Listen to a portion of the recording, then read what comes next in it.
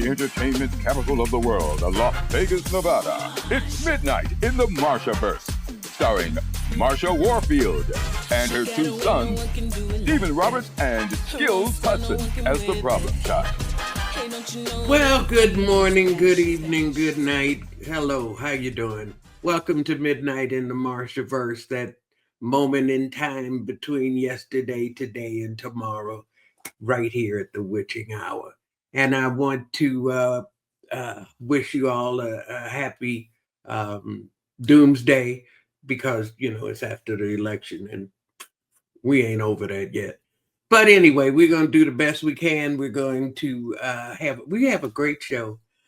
During the pandemic, I spent a lot of time on TikTok, and I fell in love with some of the creators. And one of them is here, and we got together in Chicago a couple of years ago now, I think, and we got together and met up, and I just adore him. So Jarvid Jenkins is here, but I know him as Pookie Bear, and he's the shooter. He got a lot of names, but he got a lot of shit going on. So we're going to get into all of that. But first, we're going to do our traditional cannabis and cognac session. We do this because I like cannabis and I like cognac. And this is the time of day, which is my time. I don't like happy morning people. I don't like happy daytime people. Do good morning, and when the sun is shining and shit, it just pisses me off. That's the time for me to go to sleep. You can call me a vampire. I don't care. I am a children of the night. And so at night, I like to relax, and I invite you to chill with me and just take all the tension down to where we can really communicate and really look at stuff. So tonight, I have some, usually I have brandy, but sometimes I have cognac, but sometimes I have apple brandy. And I'm going to start having more various kinds of brandies, because cognac is, of course, a brandy from the cognac region, but there are all kinds of other brandies that we can get into, and some Armagnac. There's some really good, and they're heavier and fruitier and bolder than cognac, which is rather light and refined kind of muckety muck drink. But this is America's brandy, Applejack. And Applejack, it's just apple brandy, and this is a layered straight apple brandy here. And I took a cinnamon stick and put it in there. And the reason why I have cinnamon sticks is because I ordered some on Amazon, and you know how you don't always know how many you get. I ended up getting like 500 cinnamon sticks. I ain't never gonna be able to use that many. When I use cinnamon, it's so much cinnamon, it makes your whole face twitch up. So I'm trying to use it up into anything I can. Apples go with brandy. Here we go. Apples go with brandy. Cinnamon goes with apples. I must already be drunk.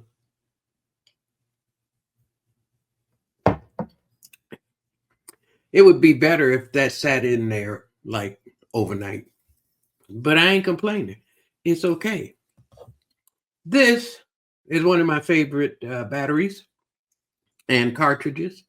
This is a Church brand and a Church battery. And I haven't done this one in a while, so I figured I'd pull it out and try it tonight. So you're welcome to join me if that's what you would like. If you don't indulge, no problem. Have a glass of milk and a tea cookie or whatever it is turns you on. Piece of candy. Just anything that helps you get into that kind of, like some people say, woosah kind of mode. So here we go.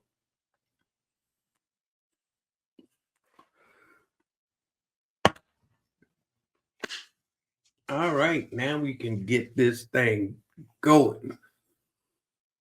I just got off work tonight at the Comedy Cellar in here in Vegas at the Rio, and I work with a lot of younger comedians. And I just got back from Oakland, where I was at Tommy T's with George Wallace and Ron G. And talking to the younger people about show business, and especially Black show business, I find that I take for granted that they know things that I know, and they don't.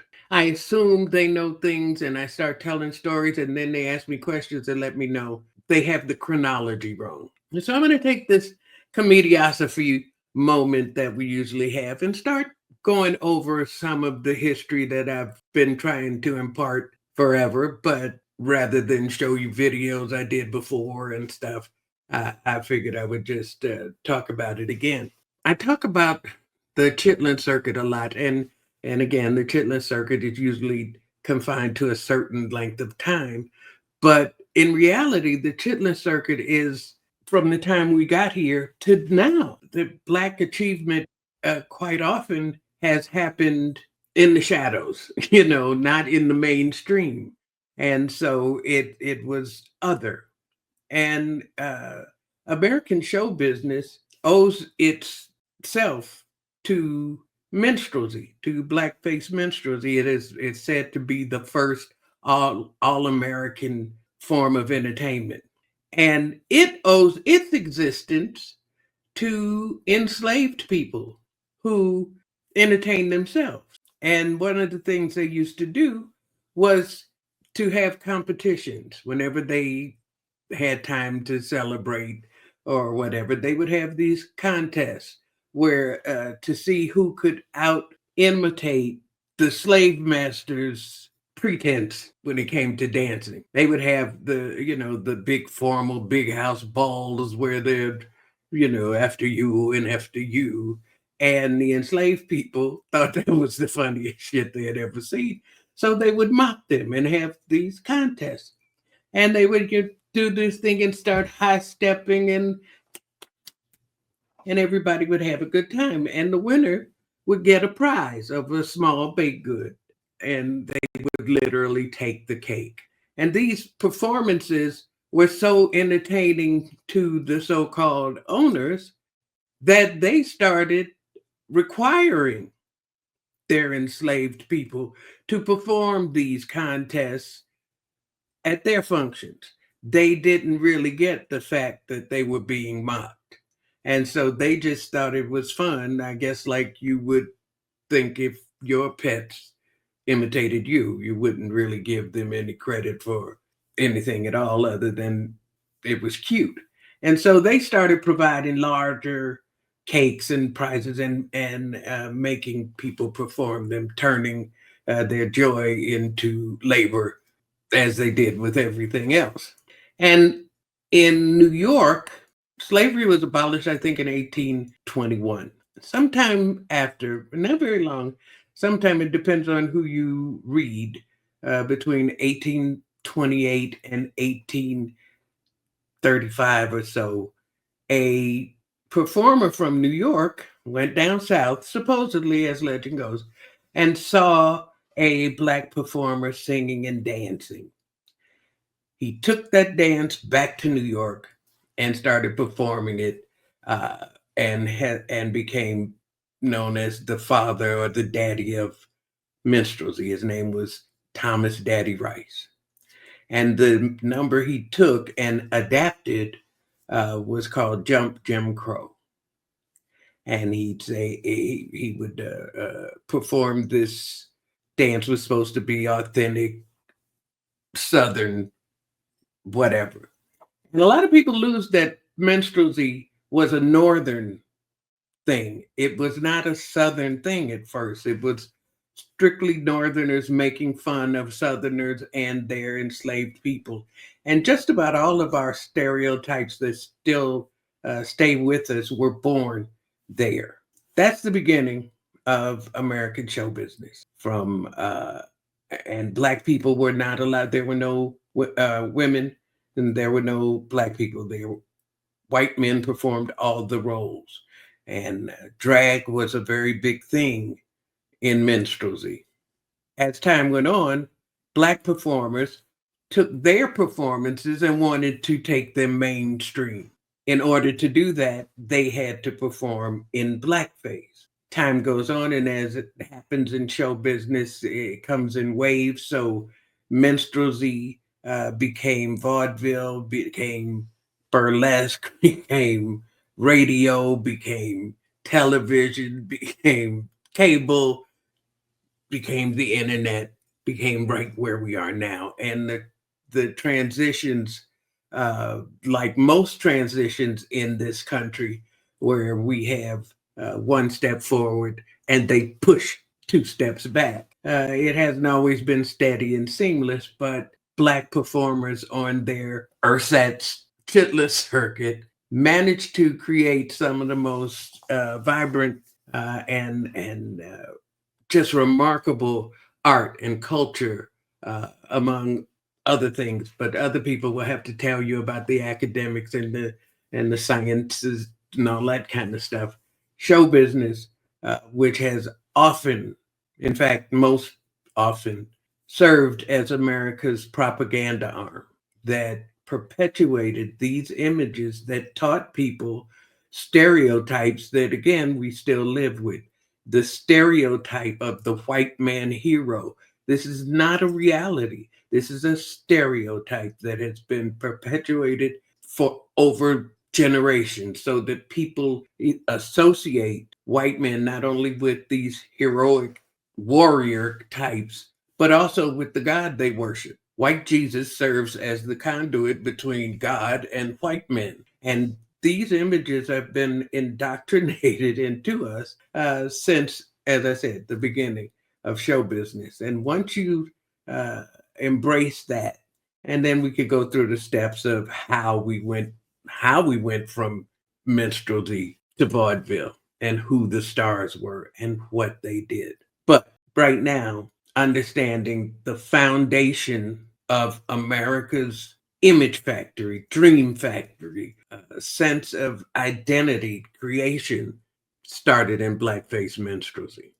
I will include links for you to check into, read up on. I encourage you to look into this history and know it, not necessarily in an academic way, but in a personal way, so that each person understands because they want to, not because somebody has given them information that they'll be graded on, that the rest of their life will be based on how you scored on this grade and what job you get and where you place in this world that has assigned you black jobs and wants to make sure you stay in them.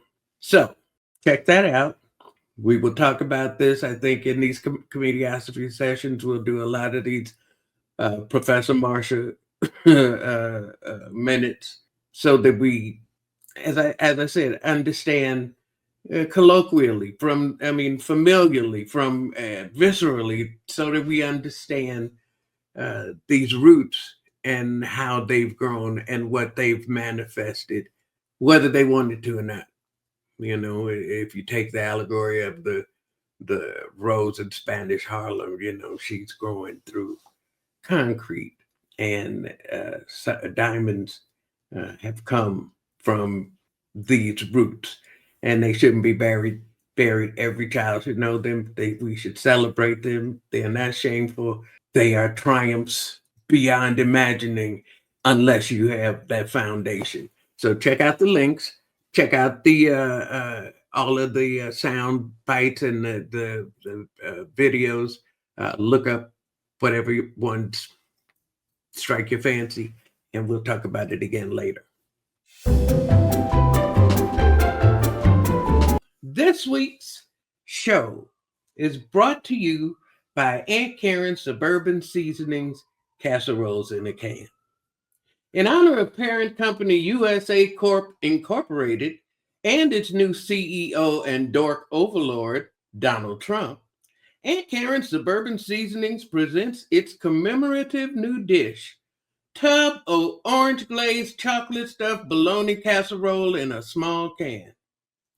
Sold as 6-packs, each tub is made from one large log of bologna stuffed with chocolate-flavored lab-grown ground beef, mayo, and lima bean puree, and marinated in a sour orange-like glaze made with GMOs, red dye 45, and yellow 47. Each log is then divided into 6 family-sized cans, packed in a tub for you and your all-American family to enjoy. Available at your nearest family compound commissary for only 1 month's debits on your monthly USA Corp Incorporated state rations card. So be sure to stock up on your next authorized family outing day. As a bonus from Uncle Sam Co., President Trumpsky is throwing in a dollop of his very own whipped cream cheesy gooey glop as a personal thank you for your blinding obedience.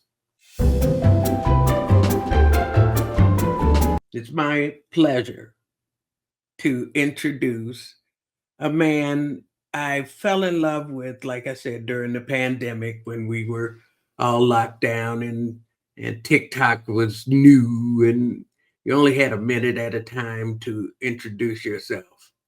My mentor taught me that what comes from the heart goes to the heart.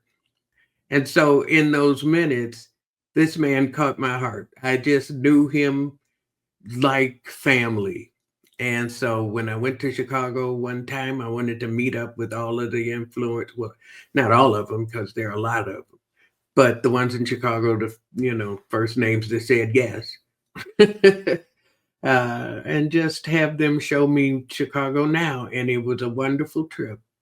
And we took Six Figadillas tour. And my companion through the whole tour was my next guest. We're going to talk about him, get to know him, but please say hello to Javid Jenkins. Hi, David. Hello there. How are you? I'm fine. You look good. What you You doing? know, 2:00 in the morning. I took a nap before I came up here, but yes, ma'am. It's 2 o'clock in the morning over here in Chicago. Well, that's good. That's good. But now, when I met you, Mm, you were Pookie Bear, yes. and then you were the shooter, Hmm. and now you're Javid. Yes, ma'am. Take me through the etymology of this progression. Okay, so as you mentioned, first let me thank you for welcoming me to the Marshaverse. I feel honored and pleased to be worthy enough to come here and bask with you.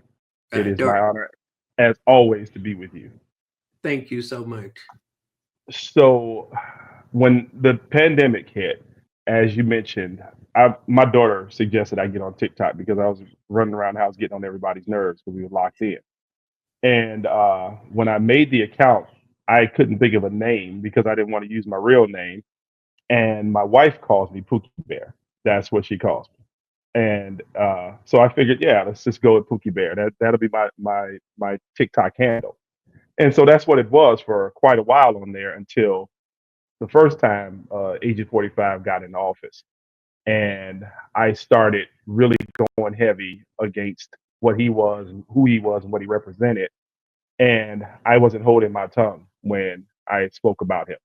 I shot it straight, shot it like it was. So I started shooting some shit, and that nickname kind of stuck. All So right.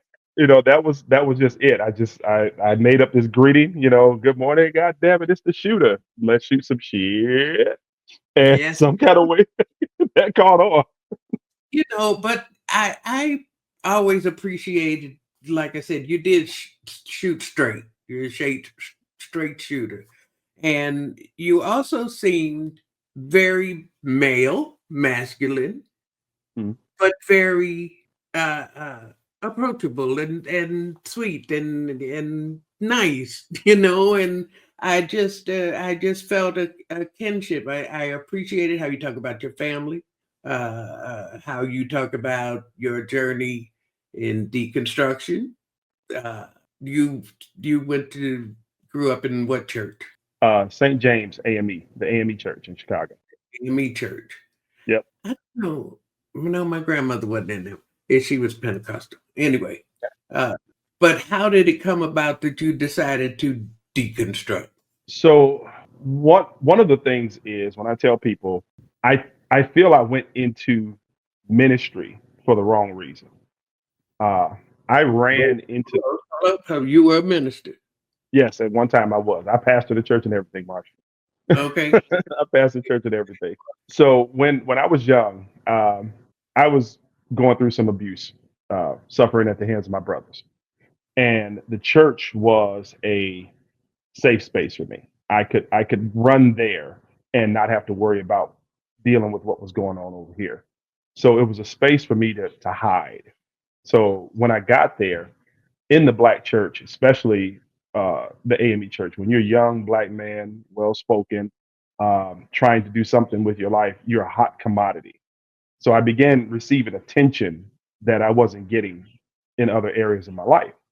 And it became intoxicating to me. It was just like, wow, I come here and I stand up and I make a speech, and next thing you know, everybody's talking about it for weeks. And that eventually led to me getting into ministry, because one of my things that I would like to do would be to mimic the preacher. Like you mentioned, the slaves would mimic the master.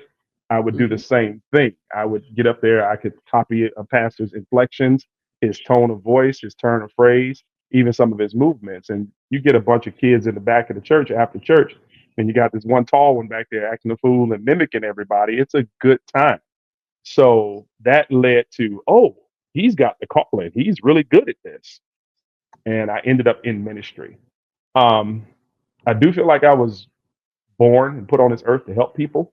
Uh, I don't believe that that was the path that I was supposed to be on, because ministry for me felt like a suit that was just two sizes too small. It looked okay as long as I didn't move around too much. Right. But once I got to moving around, it just didn't fit me well. So I had to be true to myself. And the creator made me this way. I Yes. believe that I have my personality, my sense of humor, how I talk, the way I talk was given to me when I was created. Why do I button it down in this black suit? Because these men folk over here at this church said this is how you're supposed to act. And so I started looking at it differently at that time. And then I went through some personal struggles, and I'm like, wait a minute, hold up. Now I done gave all my tithe money to you, and I done served you, and staying up late at night and praying and studying and all this, and I'm still going through this drama. Maybe I'm looking at this the wrong way. Maybe what I was taught wasn't right. So I found myself trying to find a new connection with my creator that wasn't taught to me, but learned by me. And Yes. when I found that, I was able to be true to myself and not judge myself for the things that I had been through, the things that I like, and the things that I like to do. But I can also be a good person, help people, but I don't have to be a pretentious person. I don't have to be walking around talking like I'm some kind of evangelical man that call everybody doc. No, no, no, I'm not gonna do that. I have to be true to myself. How old were you when you, and you didn't put it this way, but it's what I heard, Sure. recognized your gift? How old were you when you recognized your gift and credited religion? I would say I was probably about 12, probably 12 years old. Um, because the abuse started when I was 4. Oh So man. from age 4 to about 10 or 11, I'm fighting this demon in my house, this monster in my house. But then when I got to church, I realized that I could fold myself into something and escape all of that. So I would say about age 12. Okay. Well, now I'm jumping around because That's fine. that's true. Um, when we went to Chicago and went on Della's tour, Mhm. had did you know Dilla or did you follow him at that time? I was following him on TikTok just like you. I found him on TikTok. I fancied myself a bit of a Chicago historian until I saw him. I was like, oh, well, let me just sit back and learn because this brother know it all. So that was my first time meeting him when I met you. So, what's your impression like mine? I was very impressed with the tour, and I was very impressed with its not only its depth and articulation and all of that, but with his home cooking, that he Mm, was not code switching and all of that, that he was being very informative and eloquent as a Chicago South Side man.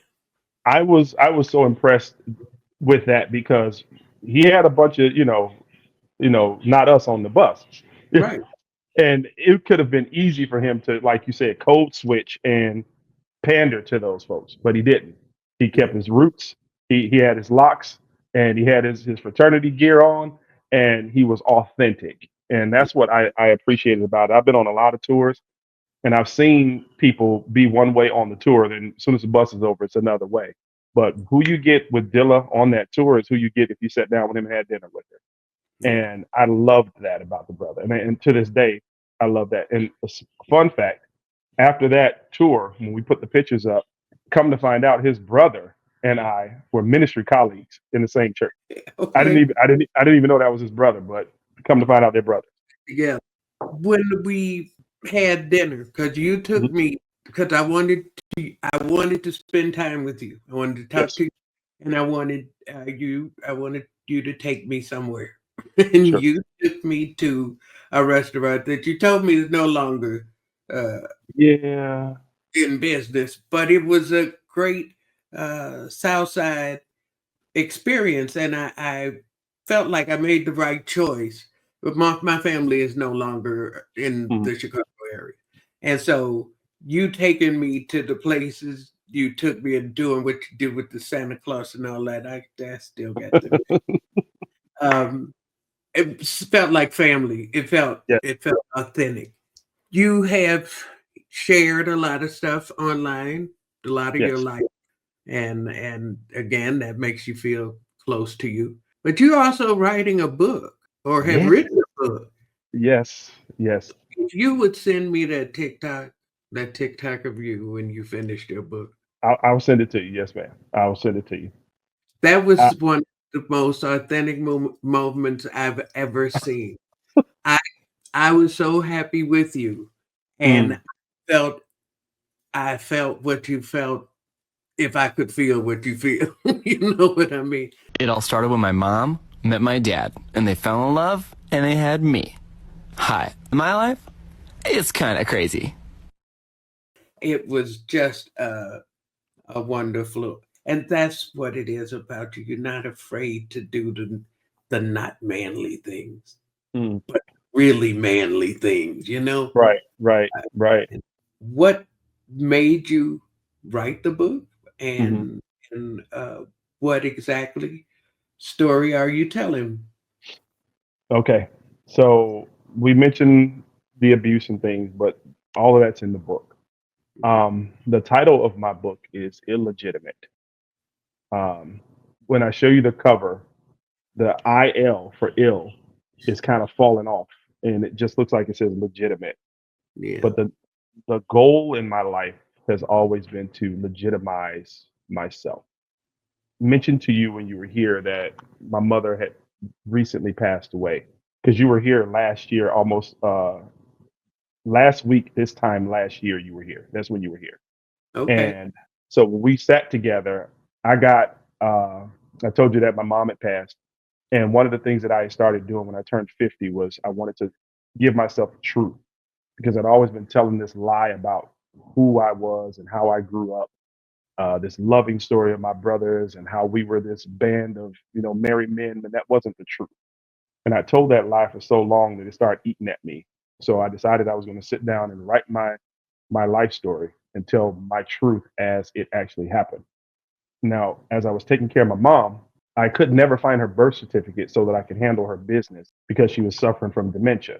I looked everywhere, high and low, for this thing. I could not find it.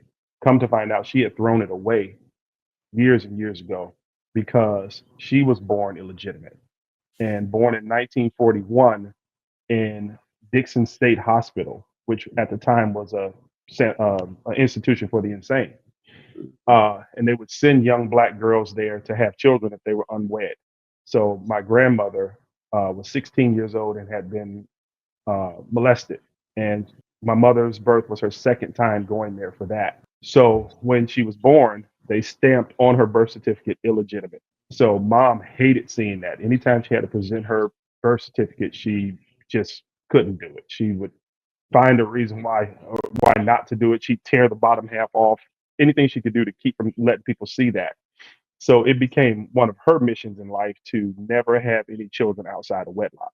So she got married early to the wrong guy for the wrong reasons, and they had 3 kids together. She went overseas to France because he was in the military. While over there, she found out he was flying back and forth to the United States to visit his other family. So brokenhearted, she jumped on a plane, came home with her boys, and decided she was never going to be dealing with that ever again. As she's trying to heal from this broken marriage, enter my father, who knew her when they were kids, and he'd been trying to holler at her for years. And so he caught her right in that moment where she was vulnerable. And one of the things that I always tell people that I got from my father is my ability to talk. I can talk to you about anything at any time, anywhere. And he talked my mother into something. And that into something was me. So they went out, they had a night out, they met up at a party. Next thing you know, the next morning, something happened, and here I come. So the thing that she feared the most, having a child outside of wedlock, happened. So here I come. I'm born in the 70s. This complexion, whereas my mother and my brothers are very fair skinned. So I was a bird out of a nest. It just I did not fit. I didn't look like I fit. My family, my grandmother, they were all church people. So this bastard child now is here. So all of that was on me growing up. So the treatment that I got growing up was very Cinderella like. The evil stepbrothers, they were just doing whatever they wanted to do to me. And then they indoctrinated me with these lies. If mom finds out, she's going to kill herself. So you better not tell mom anything. And all of this is in my book. So I I just don't went, want to tell the whole story yeah, because, for one thing, you're strumming my pain. You're killing me softly in a lot of ways here.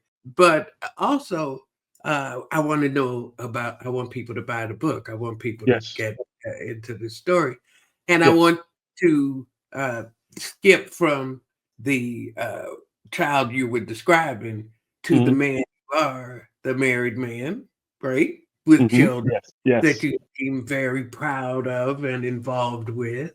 God, Uh, yes. I'd like you to talk about that. The Yes. father, the husband you are. So growing up, one of the things that I always wanted was a present father. Always wanted my dad to be there. He wasn't. So I made myself a promise when I was little. When I do have kids, they'll never have to look for me. They're not gonna sit on the porch waiting on me. They're gonna know where I am. When they look out from the stage of anything they're doing, if it's a play or a choir, they're gonna see me. I'm gonna be the loudest one in the audience. I'm gonna be there for them, picking them up from school, tucking them in at night. Made myself that promise. So when I started having children, that was forefront in my mind. And I knew that in order to provide for my kids, I had to make certain that I did everything that I could to make sure they got what they needed and some of the things they wanted. Um, and that's what I've done. It's just been one of those journeys where I tried to make certain that one of the things my kids will never be able to say is that he wasn't there for Well, me. I tell you what, they got to be spoiled because when I went to Chicago and you took me out and all Mm, that, you had Santa Claus come and Santa Claus come. I yeah, mean, yeah, you had the Black Santa Claus come, and then I had told you I like potato chips, yes. and you gave me 9,000 bags of potato chips, every potato chip made in Chicago, Jay's potato chips, their whole line, some Evans potato chips. You had some cans of there's so many damn potato chips. We was handing them out to homeless people. We couldn't get all that stuff on the plane. So I know your kids have to be spoiled. I've heard you talk about your family Yeah, on TikTok. I encourage people to follow you thank on you. your TikTok, and I read your book. Uh, just if you want to follow somebody you can like, not somebody you want to fight with. And I Right. thank you for being here tonight. I'm going to ask you to stay here and meet my 2 sons, I will. who always have questions. One of them Okay. might not be here. My Okay. problem child is Understood. And I love him to death, but he seems to be having a few technical problems. But Yes. if we can get him here, first of all, let's try to get him here. Okay. Skills, are you there? Are you available? Hello. Say hello to Javid. Hey, Skills. There he is. I was just amazed with everything I was hearing and about your childhood and everything. And, it remind me like my relationship also with my mom, God rest her soul. Thank Mm, Yeah, you spent okay. a lot of our pain with that in various ways. And before we start blaming men or women or anybody Mhm. for these situations we might be describing, let us put into the conversation the factors that they had to deal with and the circumstances under which Sure. they were living and had grown up. And Mm, so these were not, these were responses mhm. to the stimulus and the situations they were Right. in. They were not faults Right. in the people we're Absolutely. describing. And Absolutely. so, since we can't really hang out with Skills, I'm really sorry. I'm glad you got to meet him, if only for a moment. Hopefully, we can get him back. But my oldest son, the one who looks just like me, is waiting in the wings. He's a very funny man, and I'd like you to say hello to Steven Roberts. Steven Roberts. Nice Hi, to Steve. you. Hello Wow. there. He does look just like you. It's the glasses. It's the glasses. Yeah. I love it. Hi, Steven. How are you? Hi, Mom. Good.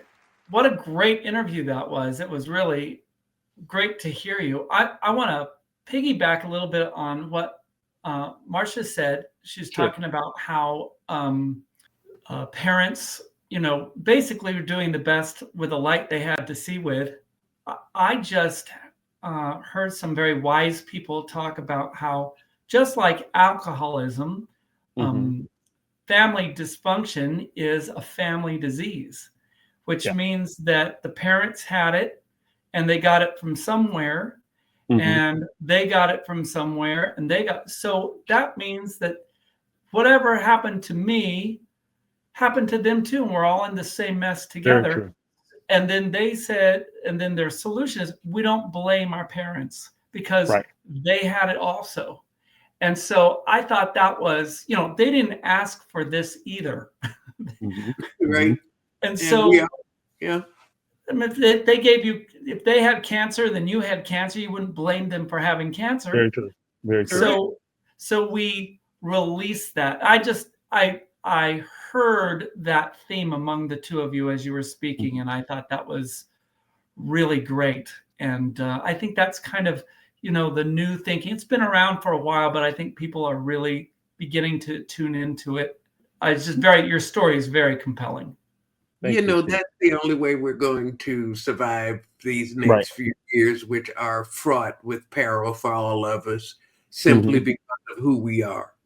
And so the one way you get your passport in order, you make sure all your insurance is paid up. I mean, seriously, that you No, got your right.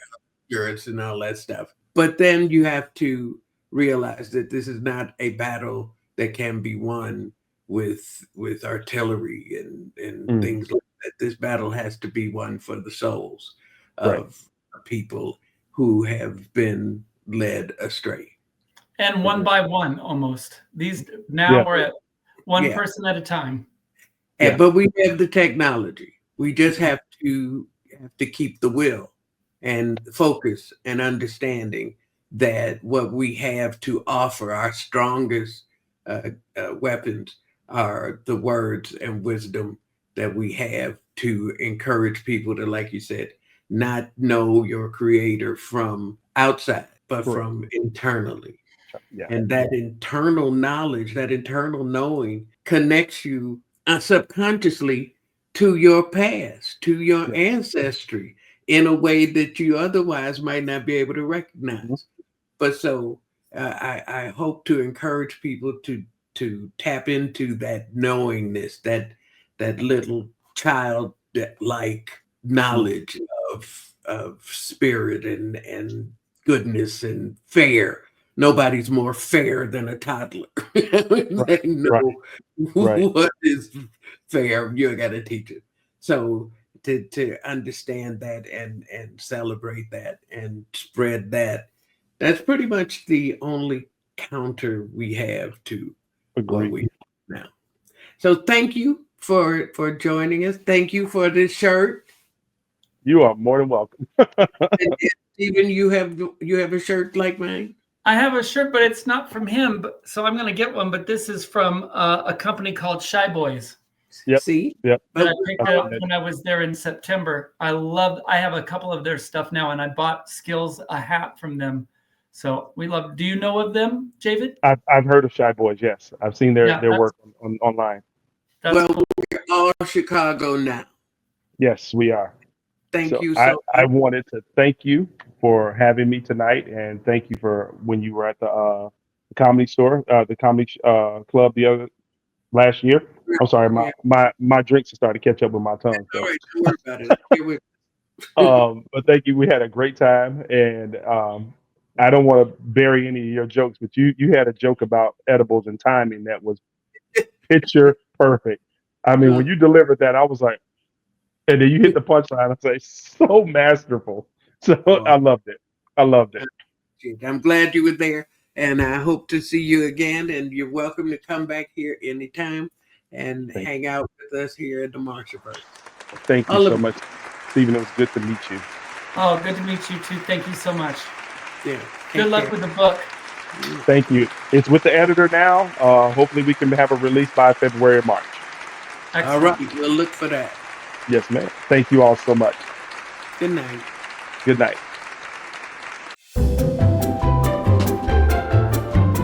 I'm so sorry. My brother can't I know. be on here tonight. I know. But I can relate to him. I've had the same problem. Yeah. So. Well, we all have, and we're at the mercy right now of the technology, and you know, we are the chitlin circuit of the internet right now. We are not doing this with sponsors and platforms and stuff. We're putting on a show in the barn. So Aunt Karen's casserole in a can is not real? Aunt Karen is just cheap. Oh, okay. So, and I'm doing it as a favor. And fair enough. Detention from the overlords. But so speaking of our current, it's no longer political situation. This is a whole life situation. So now that we're here, what plans are you making to survive? I have to confess, I'm not exactly clear on what it is I'm going to have to survive.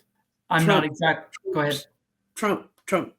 Well, no, I understand that part, but I don't know what are the realities of his rule and what are the things we're just afraid of. So, I mean, part of it is just, as they say, gird your loins. Part of it is just to psych yourself out and get ready.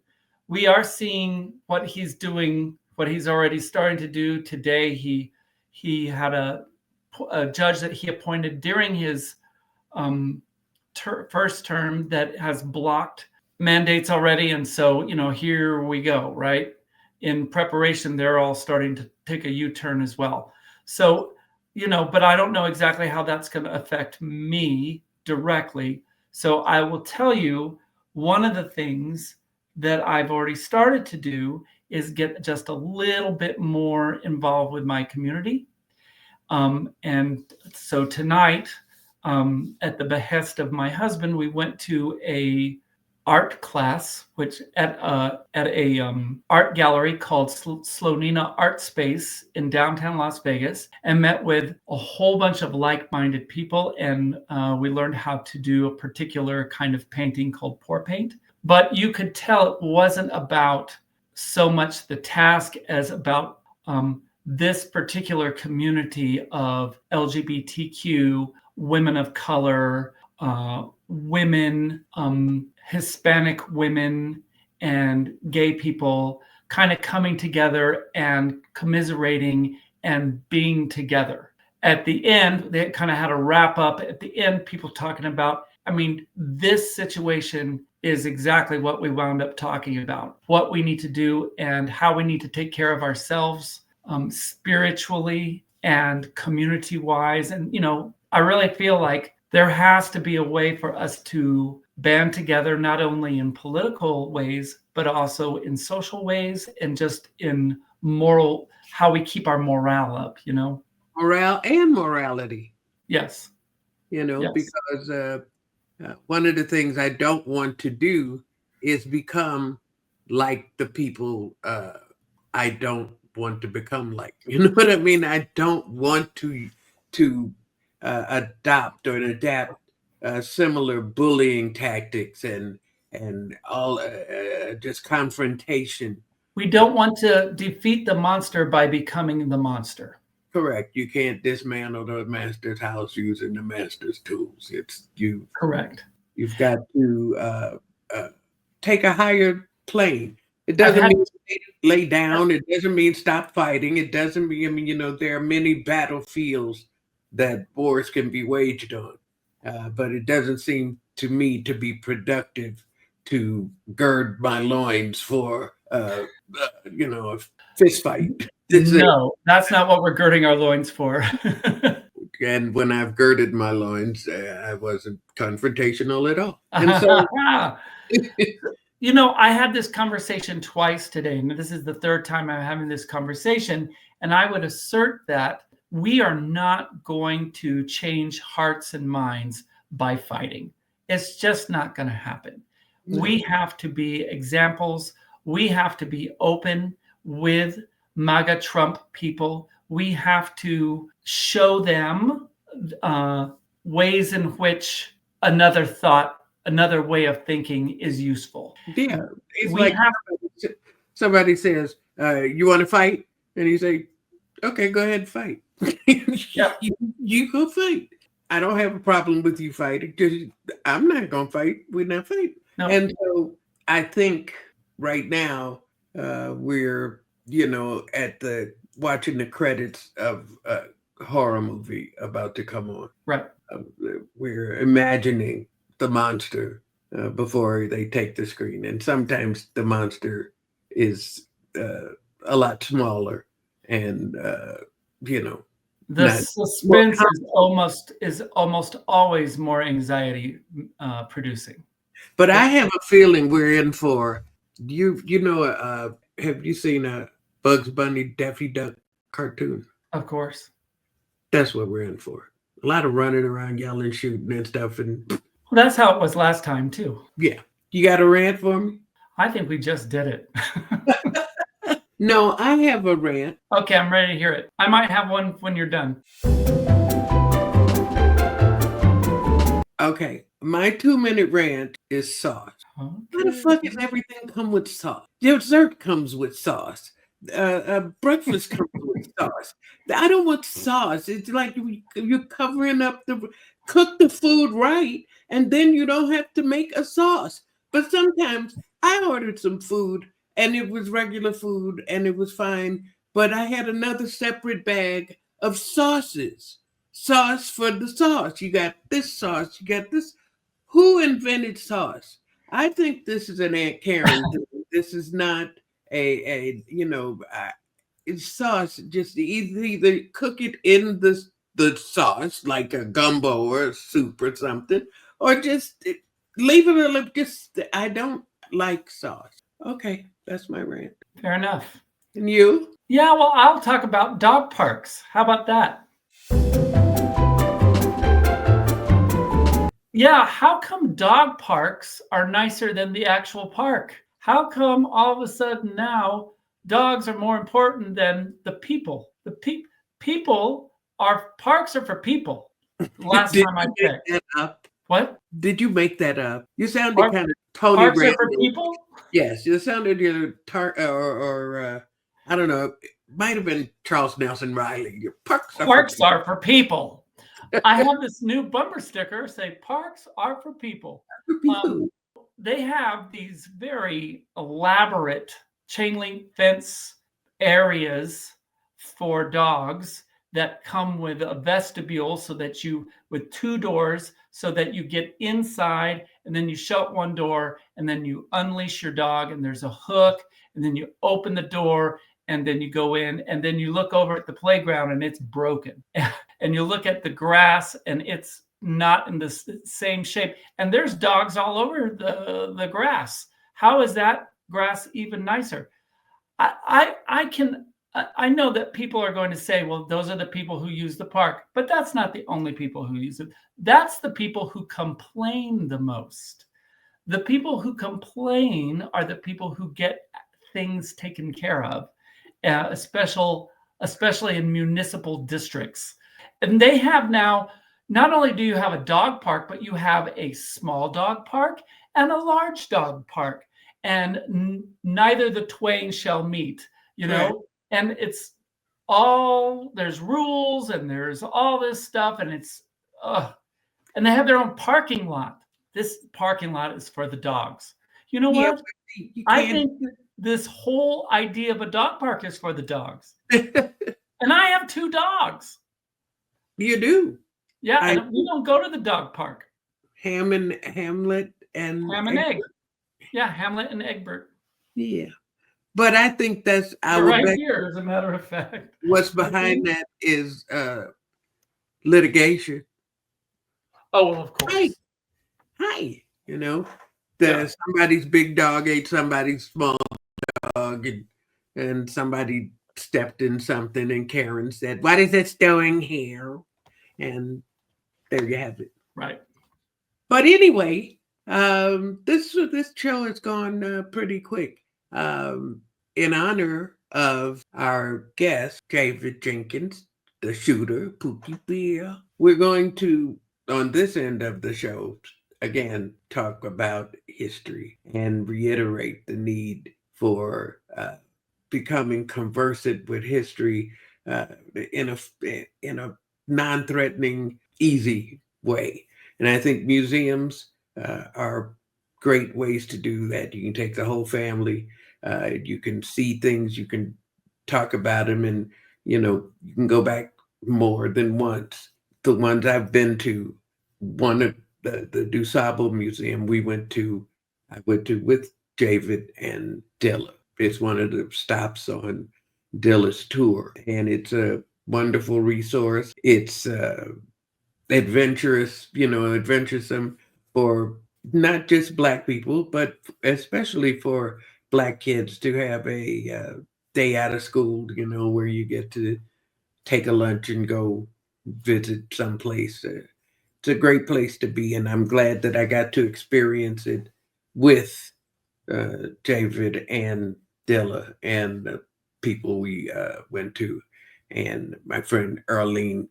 We've seen a few on our stand-up tours, and the DuSable Museum being one of the first, if not the first, to become its own institution is a great place to start. And hopefully we can get people to not only visit, but donate, but share the information and just maximize the use of these really wonderful resources maintained and curated by some very dedicated people who deserve recognition.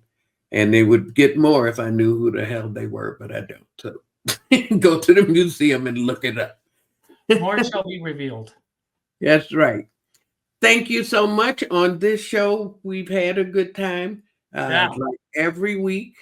As usual, we're learning so much from you. Oh, I think so. Thank you. I said, thank you, I think so. And it came out, think so. Anyway, like every week, I've made a playlist that you can access anytime, listen to any kind of way you want to.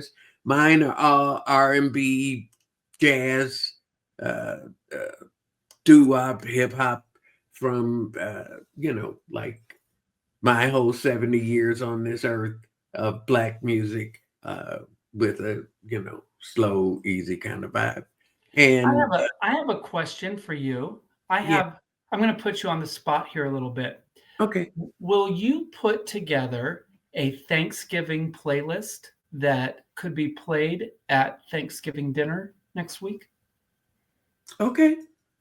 That'd be awesome. Sure. There are not a lot of Thanksgiving songs, you know. No, I'm not asking for Thanksgiving songs. But of Maybe, course. you know, Bill Yes. Withers is a good background. Has a lot of gratitude in it. I mean, that's Yeah. one, right? Well, you know, family stuff. Yeah. Yeah. I'm putting you on the spot. You don't have to do it if you don't want to, but I think it'd be great. Putting me on the spot at all. That's something I love to do. I enjoy music. My life is set to music. And I don't know if that's everybody, but in every household I grew up in, near, around, visited, there's music all the time. There's music. If it's not coming from the television, it's coming from this person's room or that person's room. You go downstairs, there's always music, and we Singing in the kitchen. lose that thing, you know, like when you're in the kitchen and your mom's playing music and she's cooking and stuff. Sometimes we lose the musical part of the memory. We don't really focus on that, and that's cool. That is the soundtrack and the backdrop, and that's the mindset that I make these playlists. If you want to have them in the background, you know, while you do other things like watch these videos, that would be perfect. If you want to listen to them in the car or wherever you need some R&B, funk, doo-wop, jazz, chitless circuit music. Or sometimes we have other people on the show make their playlists, and so they have their own vibe, their own kind of stuff. We like to just make sure there's music, there's a soundtrack to these shows. So if you like them, if you have a comment, a question, a suggestion, if you want to give me some money, whatever, just let Give us it to know. me. Yeah, no, no, give me the money and I'll kick you down. So anyway, but like I said, like, share, comment, ask, talk to me, say hello, come back, tell people. We're going to keep on doing this until we find enough people who like it. Thank you for coming. Thank you, Javid. Thank you, Stephen. Thank you, Skills. We miss your skills. Come back to us. And we appreciate you trying, and we're sorry. We're going to get it together for next week. Everybody out here watching, this is your mother comedy. Go to bed or don't go to bed. Have a drink. Don't have a drink. I don't care. Just chill. See you next week. Bye-bye.